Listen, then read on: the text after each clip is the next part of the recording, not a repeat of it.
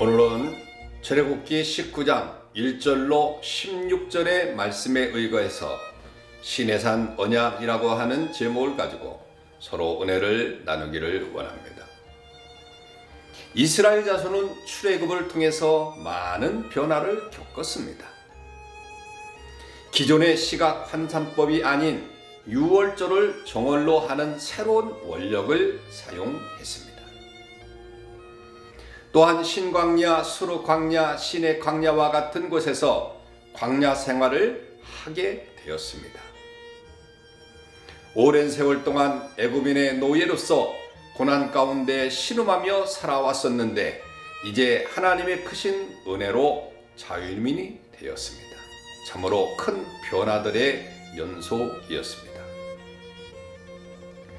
하지만 진정한 변화는 그들이 하나님과 언약을 맺은 언약의 백성이 되었다고 하는 점이죠. 물론 그들의 조상 아브라함, 이삭과 야곱은 하나님과 언약을 맺은 자들입니다. 이스라엘 자손들이 애굽에서 고통 가운데 부르짖을 때 하나님께서 들으시고 구원하신 것도 하나님께서 그들의 조상과 맺은 언약을 기억하기 때문인 것이지요. 하지만 하나님께서 이스라엘 자손 전체와 맺으신 언약을 맺은 것은 오늘 본문에 나오는 시내산에서의 언약이 처음입니다. 하나님께서는 아브라함과 언약을 맺으셨다는 점에서 창세기 12장이 중요하듯이 하나님께서 이스라엘 자손 전체와 언약을 맺으셨다는 점에서 출애굽기 19장이 아주 중요한 것이죠. 오늘은 그 언약의 기초와 목적 그리고 성격에 대해서 살펴보려고 합니다. 만약 언약의 기초는 하나님의 주권적 의지입니다. 하나님은 4절에서 이스라엘 자손들에게 두 가지 사실을 상기시켰습니다.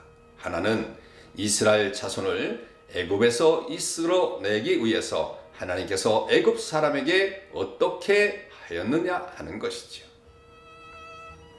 사실 이스라엘 자손들은 자력으로는 당시 초강대국인 애굽의 군사력을 무력화하고 애굽에서 나올 수 없었습니다. 장정 몇망이면 몰라도 노인들, 여자들, 아이들 모두를 이끌어 나온다는 것은 참으로 불가능한 일이었던 것이죠. 하지만 그들은 애굽에 들어간 지 430년이 마치는 그날 남녀노소 모두를 이끌고 애굽 땅에서 나왔습니다. 그들이 나올 수 있었던 것은 전적인 하나님의 능력이 아니겠습니까? 애굽왕 바로 앞에서 모세의 지팡이가 뱀으로 변한 이적부터 나일 강물이 피로 변하고 개구리가 온 애굽을 덮는 등 수많은 기적들이 일어났습니다. 마침내 애굽에 처음 난 것이 모두 죽는 재앙이 일어났을 때 애굽 왕과 그 신하들은 항복하고 이스라엘 자손들을 급히 내보냈던 것이지요. 그뿐이 아닙니다. 이스라엘 자손들이 홍해를 마른 땅으로 건너는 것을 보고 애굽 군대가 홍해로 들어왔을 때 바다가 세력을 회복함으로써 전군이 몰사하고 말았습니다. 하나님께서 말씀하신 두 번째 사실은 하나님께서 이스라엘 자손을 어떻게 인도해냈느냐라고 하는 것입니다. 전례적으로 목축업을 주업으로 하던 수백만 명에 이르는 이스라엘 자손들은 이제 목축업 환경과는 전혀 다른 광야 생활을 해야 했던 것이죠. 광야에서 무엇을 먹고 무엇을 맞으며 그 추위와 더위를 어떻게 극복했겠습니까? 그들의 능력으로는 어느 것 하나도 극복하거나 해결할 수 없었습니다. 하지만 하나님은 이 모든 문제를 해결하여 주셨습니다. 만나로 양식을 해결하셨고 반석의 물로 갈증을 해결하셨으며 불기둥과 구름기둥으로 추위와 더위를 극복하게 하셨습니다.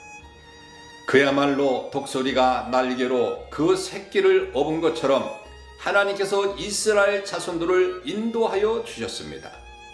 우리는 이 두 사실을 통해서 하나님께서 이스라엘 자손들을 애굽에서 인도하는 일에 얼마나 주도적으로 일하셨는지를 깨달을 수 있는 것이지요. 하나님의 이러한 구원의 열심은 비단 이스라엘 자손에게만 향한 것이 아닙니다. 저와 여러분들의 구원을 위해서도 동일하다는 뜻을 잊지 마시길 바랍니다. 둘째로 하나님의 목적은 이스라엘의 하나님의 소유됨이었습니다. 하나님은 당신이 지역의 신이나 나라의 신이 아닌 전 우주적인 신임을 밝히면서 이스라엘을 하나님의 소유물로 삼겠다고 말씀하셨습니다. 달리 말하면 하나님께서 이스라엘을 세계 열방 중에서 가장 귀하게 여기는 백성으로 삼겠다고 하는 것이지요. 하나님은 특히 이스라엘을 제사장 나라, 거룩한 백성으로 삼으시겠다고 말씀하신 것입니다. 이것은 세계를 향한 하나님의 구속 계획을 이스라엘 민족을 통해서 이루시겠다는 말씀입니다.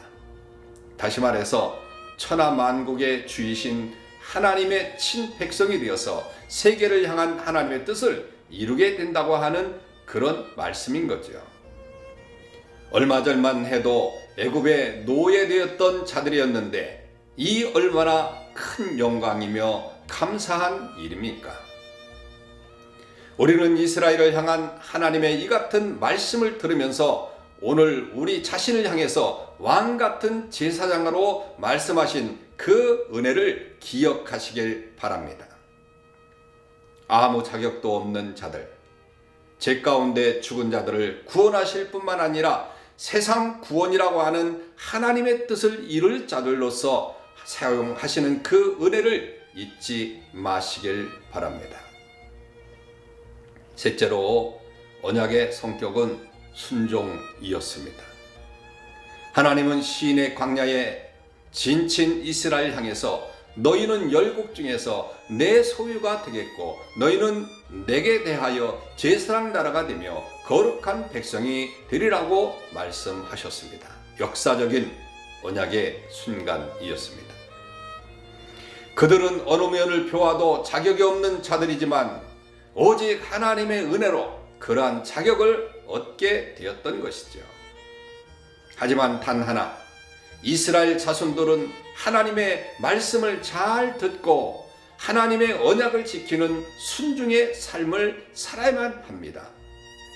보기에 따라서 순종을 언약의 조건이라고 생각할 수 있겠지만 그보다 순종은 언약의 성격입니다. 다시 말하면 하나님의 큰 은혜를 잊기 위해서 순종하기보다는 하나님의 큰 은혜를 입었기 때문에 감사함으로 순종의 삶을 살아야 한다고 하는 것입니다. 저와 여러분이나 하나님께 받은 은혜가 얼마나 큽니까? 그 은혜에 너무도 감격해서 하나님의 말씀에 순종하면서 살아가시는 여러분들 되시길 주님의 이름으로 축원합니다. 오늘 이 아침에 우리가 다짐하며 기도해야 될 것은 하나님의 말씀에 늘 순종하면서 감사하는 마음으로 모든 일들을 감당하는 저와 여러분들 되기 위해서 기도하시는 이 아침 되시길 바랍니다. 샬롬.